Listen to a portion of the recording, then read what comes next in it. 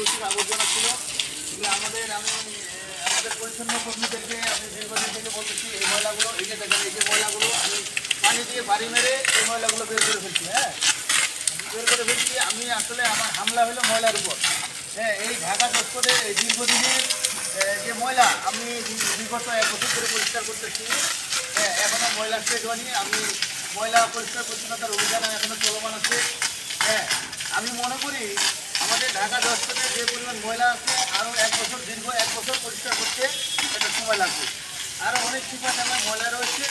তো আমি এখন এই ঈদের ছুটির পরিবর্তে আমি আসলে এই ময়লা দেখতে না পেরে আমার খুব খারাপ লাগে ময়লা দেখতে।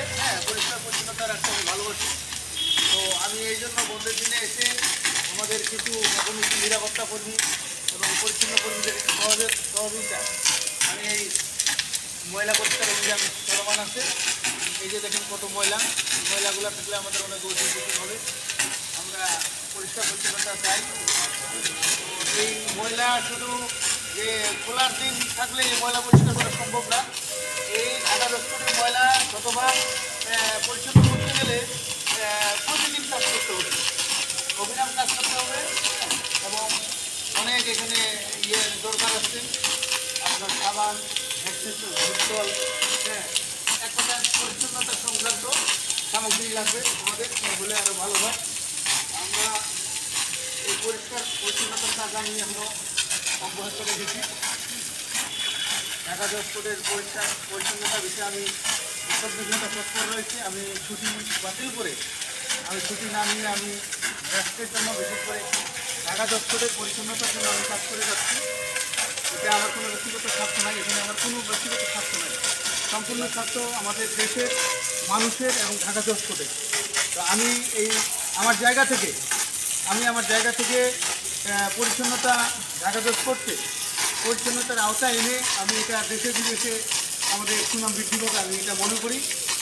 তো আমরা যদি এইভাবে সকালে পরিচ্ছন্নতা থাকি, আসলে কোনো কাজ সফল হতে গেলে সকলকে আন্তরিকতা হতে হবে, সকলের আন্তরিকতা থাকতে হবে, প্রবল ইচ্ছা থাকতে হবে এবং আন্তরিকতা থাকতে হবে। আমরা আমাদের বাড়িঘর কীভাবে পরিষ্কার পরিচ্ছন্নতা রাখি, সেইভাবে যদি আমরা চিন্তাটা করি, তাহলে ইনশাল্লাহ একটা প্রতিষ্ঠান, দেশের রাজধানীর মতো একটি ঢাকা চত্বর গুরুত্বপূর্ণ স্পর্শকাতর একটি জায়গা, এটিকে যদি আমরা ময়লা রাখি, আসলে সেটা আমাদের যেমন সকলের দুর্নাম হবে এবং প্রতিষ্ঠানের একটা দুর্নাম হবে। সুতরাং আমরা এই রাজধানীর মতো একটা স্পর্শকাতর ঢাকা চত্বরের মতো জায়গা যদি আমরা পরিচ্ছন্ন রাখতে পারি, এটা আমাদের সকলের সুনাম বৃদ্ধি পাবে, সরকারের সুনাম বৃদ্ধি পাবে, দেশের মানুষের, স্থানীয় লোকজনের সকলের। আমরা আসলে ঢাকা চত্বরে যে পরিমাণ ময়লা আছে, কী পরিমাণ ময়লা আছে আমি নাজির, আমি তো কালের সাক্ষী। আমি এই ঢাকা চত্বরে যে একটি 6তলা ভবন আছে, একটি 8তলা ভবন আছে এবং একটি 3তলা ভবন আছে, রেকর্ড রুম আছে, মাঠ আছে, 2-3টা মাঠ আছে, বাগান আছে। এগুলো আসলে পরিচ্ছন্নতা রাখতে গেলে আমি মনে করি 1 ঘন্টা 1 মিনিটও বসে থাকার কোনো সময় নেই। তো আমি চেষ্টা করে যাচ্ছি।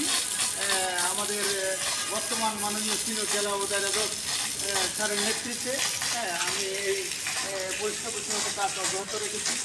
আমি এই পরিষ্কার পরিচ্ছন্নতার কাজ বিগত 1 বছর পূর্বে শুরু করেছিলাম তৎকালীন মাননীয় সিনিয়র জেলা অবদারক জনাব স্যারের নেতৃত্বে। তিনি এই ঢাকা চত্বরে রূপকার বলে আমি মনে করি।